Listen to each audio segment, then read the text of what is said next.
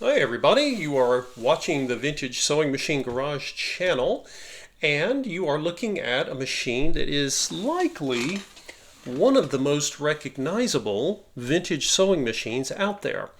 That is the Singer 221. And this particular one is a 221K, so it was built in Great Britain, but it was made for the North American market. It is, of course, also known as the Singer Featherweight. These machines are not rare. They were made for decades in many numbers, and yet they are one of the most coveted, and they bring some of the highest prices. You could certainly say that per pound. But I'm showing this to you guys today. It's not the first featherweight video I've done, but I wanted to show you what you should be aware of when you are looking for a vintage sewing machine and you see one for sale and it's beautiful. And this one is remarkably clean. Now, vintage machines have, you never know what you're going to find. Some of them are beat up, scratched, missing parts and so forth. But the Featherweight comes in, and this one came in its original case. Now, this is not part of my purchasing series because I didn't buy this machine. They're not easy to purchase for a price that I can justify to then invest all the labor overhauling them. So I typically, most of the time when I work on featherweights now, they usually belong to someone else, and this one does. I have a client who owns this machine and asked me to take a look at it. They said it was not sewing right. Something was going on with it. So one of the reasons I wanted to make this video for you guys, though, is that looks can be deceiving. Look how beautiful the paint is on this machine. And I'm going to tilt it here. I want you guys, look at the reflection, guys. Now, there is a scratch over here, unfortunately, but most of this is in incredible shape.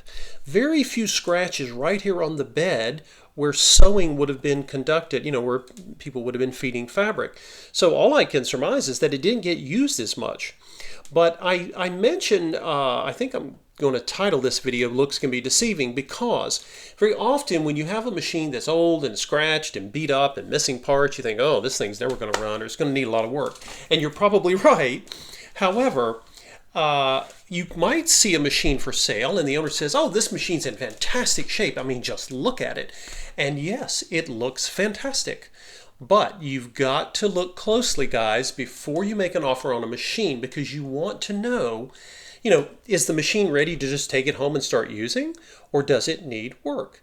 And you never know. Sometimes the machine has been well maintained, but there's an issue going on with it, and maybe the owner doesn't know, maybe they do know. That's always kind of a variable there. Well, let's just go around. We'll go around the machine. I'll show you. For example, one of the things that's so awesome about this machine is you can see your reflection in it.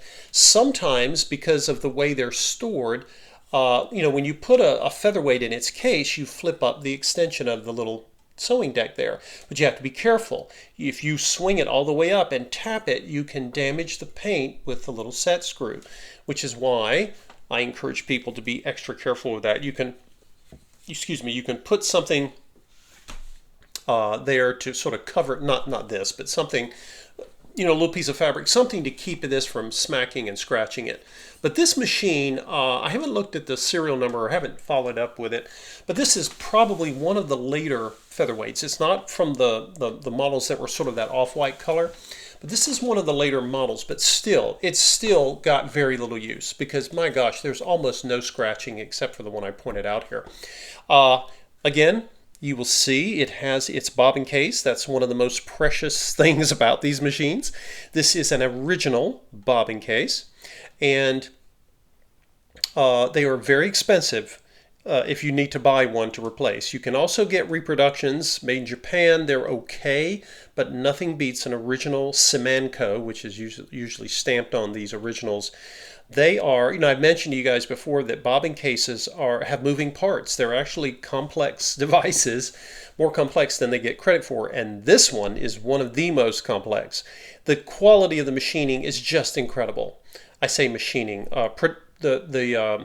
The production, the manufacturing of these is amazing. And no one makes bobbin cases like this for home machines. Nowhere in the world. That's it. So anyway, they sell for quite a bit. So you definitely want to make sure that this bobbin case is in here, and of course hoping that it doesn't have problems, right? That it works. So so you're seeing this machine and you think, oh, this must be great, right? This machine, I believe, has had service, and I'll explain as we go along why. It has had service in the past, right? But that doesn't mean it doesn't need service, right? Someone can say, well, it's been serviced and it's got a belt that's not cracked. Okay, so let's take a look at the belt. This is a black V rubber belt that is a reproduction. I know this is not the original because it feels too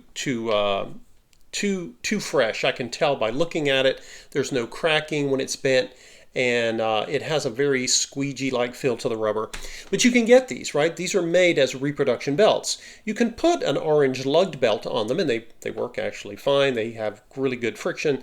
But many people with featherweights prefer the reproduction belts. But this belt is in gorgeous shape, and just based on all the belts I've seen over the years, I believe this one has been replaced, and they chose to use a reproduction of the original Singer V-shaped belt. So, what else can we check? Let's see. It has a light bulb in it. I haven't plugged it in yet to see if the light bulb works. And if there we go. But I can see some discoloration here, and there's a brass base, so I don't know how old the bulb is. It may be quite a bit old. If it works, I can leave it. I can ask the owner if they want a new bulb put in there, or the owner can actually put the bulb in themselves. They're quite easy to replace. So let's go underneath here. Okay, and this is extra tight. Sometimes people tighten them down a little bit much, but it has a little. This is one of those spool pin felt washers. I couldn't get that out in one sentence. And that's used to prevent scratching of the surface here. And the bottom pan, which has a piece of felt on it, you will see. And it has a little smell, but not bad. Now this one's brown. I don't know if this is original. I can't really tell. But there's not a lot of oil and grease in it, a little bit of dust and lint. I don't know for sure. This might have been replaced or not. Not sure about that. But anyway, that's not the main thing. It's not greasy and soiled, and I suspect we're going to leave this felt here. I don't see it needing immediate replacement. I rarely say that. So now you see what made even this tiny little machine. It's just a little bit bigger than a lot of the toys that were made. You see why the quality was there. Okay, look here, guys. Let me see if we can zoom in. I'll show you these wonderful steel gears. Okay, so get something to point with here. There's this one and this one. Really, right? Really high quality gears, very costly to produce. So even featherweights weren't super cheap. But there's something I'm noticing here. I see almost no grease at all. So I don't know when grease was last applied here, but we clearly are going to need grease, right? We're going to need grease on the gears. That's a given. Now, one of the things that was mentioned to me by the owner is that this machine is not stitching right. Remember, I haven't plugged it in yet. We're not there yet.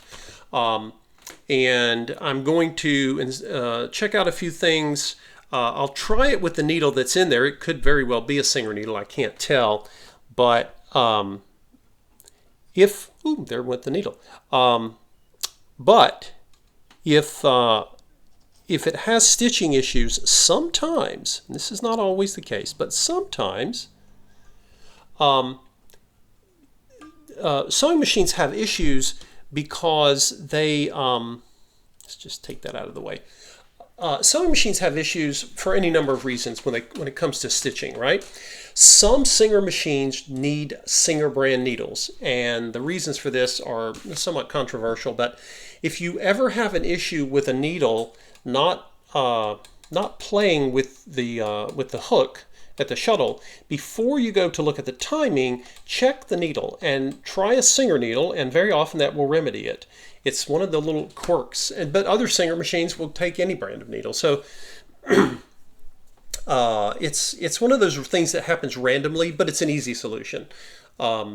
Again, oh, by the way, this is another sign that this is one of the later of the Singer featherweights. You see the little emblem here has the red. But again, I have not checked the serial number. Now, let's come over here and go back. And one of the reasons that I always say you should inspect a machine before you turn it on is you don't want to hurt the machine. Now, what do I mean by that? Well, let's look. I've got my hand here, and I'm going to turn the hand wheel by hand and see what happens, right? And I'm getting resistance here.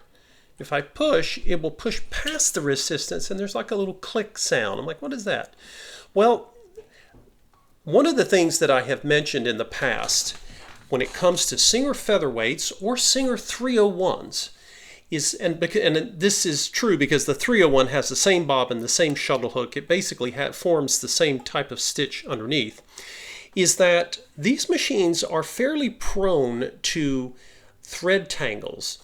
Now, a lot of sewing machines, vintage or otherwise, can get thread tangles, but they normally will occur when you're dealing with, say, you're winding a bobbin and the thread will get wound or caught.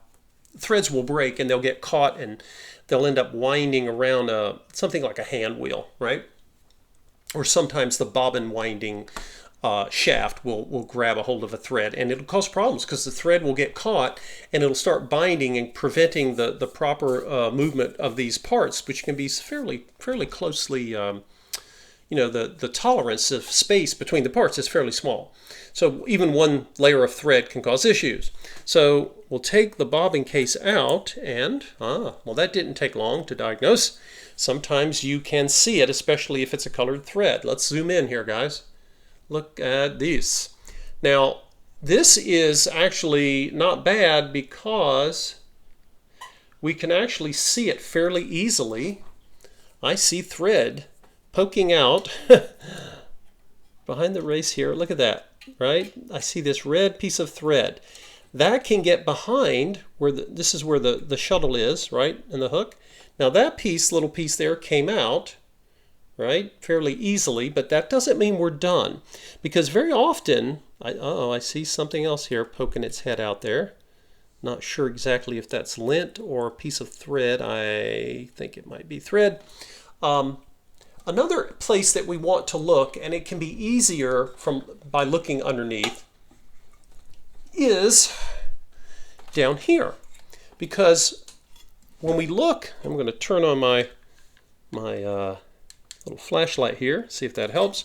Right in here, guys, this is an area you want to check. If you have a 301 or a Singer featherweight like this one, you really want to take a really close look at this area, okay? And actually, you can do this with any machine, because this can happen to others. It's not limited to just these models, but these models, in the time I've been overhauling machines, I've noticed they are more prone to it if you get broken threads. That doesn't mean they're going to just grab your thread and start causing problems, but if you get thread breaks, see, look here, I'm even grabbing one right now, I can tell. Now, so you think, well, how do I get this out without causing more problems? I'm going to reach over. I've got the close-up so you can't see me, but I'm holding on to the hand wheel, and I'm just kind of wiggling it back and forth to see which direction will help me pull out thread. And so far, I'm getting movement, so I just keep pulling. Pull gently, because if you break the thread and it's still caught in there, it can be tougher to get a hold of, right? So I'm just basically seeing what can I do that's going to help me get this thread out of here. So I'm holding on to it, because of course it's been wound around the shuttle there. So this is an example, and right now my current theory is that this is the cause of the hesitation that the owner has been finding. Again, well, there's lint. Lint can be a problem when it packs up over time, but that doesn't normally cause the needle to literally slow down unless it's really bad. So cleaning lint is usually not tough. You just get in there and do it, and you have to do it on a regular basis. So right now we've got this thread coming out here. And this is one area, and I'm going to tackle this. I'm going to keep playing with it. And if you have this situation, like I say, you want to be patient. Do as much as you can to get this thing off of here. There it goes. There was one piece. Now, let me zoom back out just a bit. So I just pulled out, gosh, this piece of thread, guys, it must be, wow, I'm looking at like 9 or 10 inches there. And that's just one. That doesn't mean we're finished yet. And you have to look closely and get a flashlight. I'm wearing this head-mounted flashlight so I can keep both hands free. I find it really useful. But whatever you have, get yourself a shop light or flashlight, because sometimes you have to look extra closely. It's not always easy to see all of these threads. You guys may notice that when I did the video on that FOF, I kept pulling thread that was stuck behind the shuttle, and you couldn't see it without really getting in there with a flashlight, because the owner knows a lot about sewing and sewing machines, but they couldn't see it. They didn't know it was there, right? And it was subtle. It wasn't stopping the sewing, but it was interfering with it. So while we have the machine on its side, thought I would show you this. We have one of what looks like, this is a replacement replacement because it doesn't feel hard and brittle. It's actually nice and soft. This is a replacement foot for a featherweight. Now over here we've got something going on, and this looks like, it does not look like the featherweight foot. It looks like it may have been a washer, which, you know, in a pinch, if you don't have an original rubber foot, you can do this. These feet are important because they keep the machine from sliding, right? Because you put these on a table to use. They don't have although they don't typically come with sewing tables. I think Singer had one, accessory table, but most of these machines were simply used on a dining table, for example. And over here, we're actually missing a foot. The foot's gone. What I do see though is some sort of black residue, which could be old. Some of these rubber products have a history of, you can see this kind of goop that came off of here. They have a history of breaking down. They don't biodegrade, but they break down in a way that's really not helpful. These screws, however, come out, and you can see with this one up here, it's mounted. So you have a couple options. You can try putting on a washer to make it balance. I think I may have a Singer Featherweight rubber foot that I can put on here, but that's an easy replacement. You just unscrew the screw here.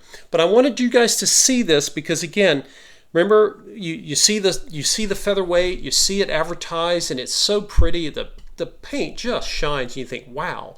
So on some level, this featherweight was taken really good care of. Of course it was. I mean, look at it. Either that or it wasn't used much. But that does not mean that we're done. Okay, let's take a look at our tension assembly. Now, tension assemblies on Singers are designed to come apart. You guys have seen me do videos where I actually disassemble them and clean them and adjust them, what have you. Polish the discs if they need it. This one looks visually gorgeous. I don't even see much dust on it. It's very nice, but notice when I turn it, it turns, but yeah, it looks like it could use maybe some lubrication at the minimum, but we're going to go in and look, make sure there's no thread. It's less common to have a thread stuck in here, but it can. But we want to make sure this is functioning well, right? Now,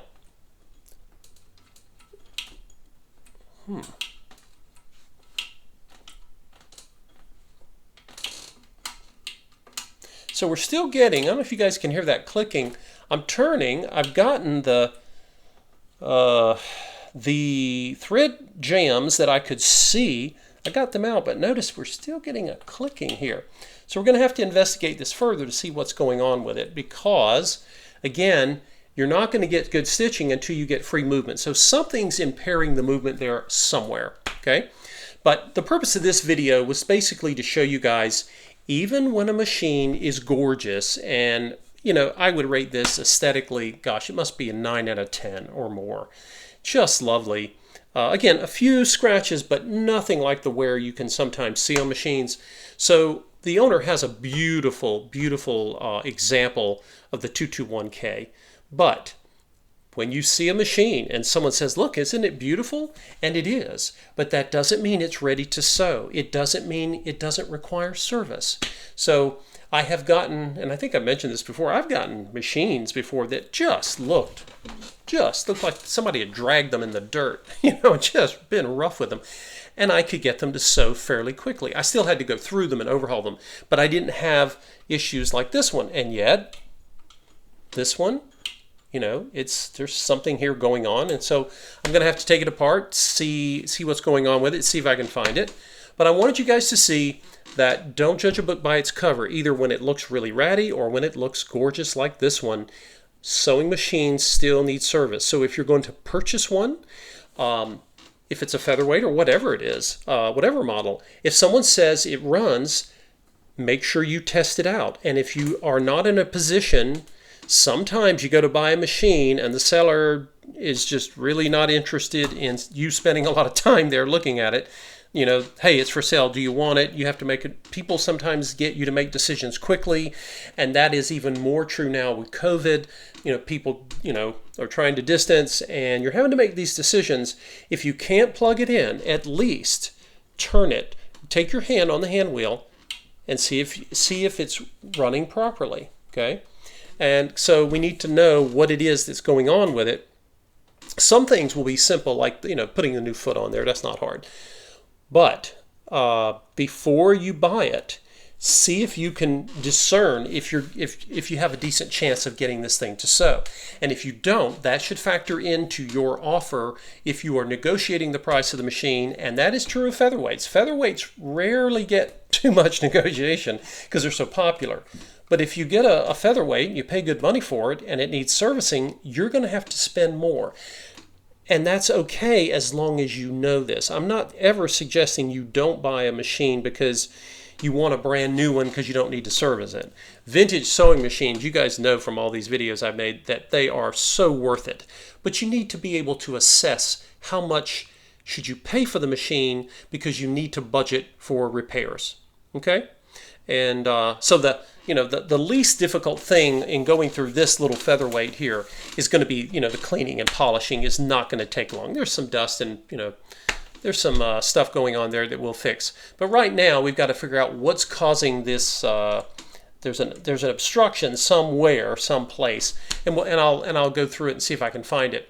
But again, this is a good reminder. I saw this machine. I thought, oh, this is a perfect example of how it would be very easy just to pay the asking price for this machine, or maybe you're bidding on one, and you think, oh, that machine looks gorgeous. I'm sure it's great. The seller says it runs. What does that mean? Does it mean the needle goes up and down? That doesn't really mean anything with sewing machines.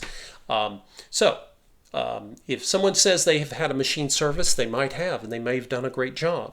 Or let's say you get a machine that's been serviced, but now it has thread jams, and either you or the seller don't really know why. Maybe you can't see those thread jams, or maybe it's something else. You know, maybe I've taken all the thread out of here. We'll see. Point is, guys, be smart when you're buying machines, and don't be... It's hard not to be enchanted by a Singer Featherweight. They are one of the most popular sewing machines in history because people just like them. They like the way they look. That's purely aesthetic. I like the way all my machines look. But again, it would be easy to go and say, oh, I just got to have it, and then find out later, oh, I'm going to have to budget more money, right? So my client, I don't know how long they've had this, but they're going to be paying me to go through it and see what's going on with it. So again, this is something you want to know ahead of time. So if you see a machine that looks gorgeous, good for you. That's a wonderful thing to find. And it could be an awesome machine. But whether a machine's pretty or kind of rough on the outside, you never know what's going on in the inside until you look under the hood. Thanks for watching, guys. I appreciate your tuning into the channel. Feel free to subscribe if you're not already a member, and we will see you in the next video.